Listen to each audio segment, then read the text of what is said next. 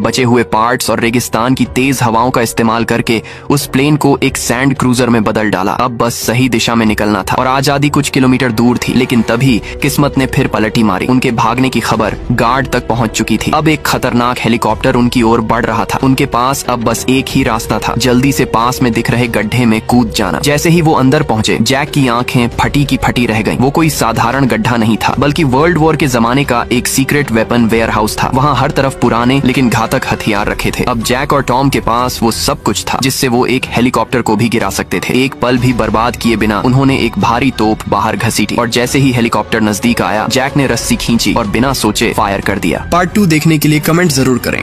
इस राजकुमारी की नाक अचानक लंबी होने लगती है और इतनी लंबी हो जाती है कि कमरे में ही नहीं समा रही थी। इसलिए वो खिड़की से बाहर निकलकर एक गांव पहुंच जाती है, जिसे देखने के लिए पूरे गांव वाले इकट्ठे हो जाते हैं और हैरान रह जाते हैं। लेकिन राजकुमारी को अपनी नाक देखकर चक्कर आ रहे थे। फिर नाक देश की सीमा पार करके एक बर्फीले इलाके में पहुंच जाती है, जिस वजह से राजकुमारी को जुकाम हो जाता है। फिर जब नाक एक गाँव से गुजरी तो एक औरत उसे सांप समझकर नाक पर गर्म पानी डाल देती है। इससे राजकुमारी को जबरदस्त जलन महसूस हुई। फिर नाक समुद्र पार करती है तो दो शरारती बच्चे उस पर पत्थर फेंकने लगते हैं। इससे राजकुमारी को ऐसा लगता है कि जैसे वो डूबने वाली हो। थोड़े समय बाद नाक पड़ोसी देश पहुंच जाती है और किस्मत से वहां के मंत्रियों को पहले से ही उसके बारे में पता था, इसलिए वो लोग नाक का स्वागत करने के लिए तैयार थे। जैसे ही नाक वहां पहुंची, सब लोग उसका धूमधाम से स्वागत करते हैं और उसके लिए खास दूध मंगवाते हैं, जिसे पीते ही राजकुमारी को जोर जोर से खांसी आने लगती है। और इसके बाद सैनिक नाक को उठाकर राजा के पास ले जाते हैं, जहाँ राजा एक मेडल निकालकर राजकुमारी की नाक पर टांग देता है। तभी राजकुमारी एक दवाई पीती है और धीरे धीरे उसकी नाक सिकुड़कर फिर से पहले जैसी हो जाती है।